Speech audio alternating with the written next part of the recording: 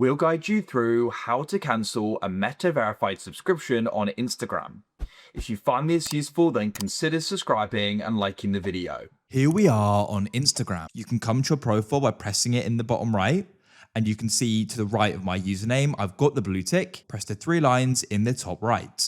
Then what you can do is you want to stay at the top here, and you want to find the option for Account Center. This opens up this page, and you want to go down and find the option for subscriptions. Go and tap on it. It's kind of near the bottom. You may need to scroll down to see it. Then you can go and see your subscription here, and when it's going to renew, tap on it. You want to go and scroll down into your subscription and press manage. Then you can go down at the bottom, you'll see the option for cancel subscription. You can tap there, then you can go and give a reason. Then what you can do is you can go and press continue to cancel. You're going to go and see after the date here you won't have access to, that's fine.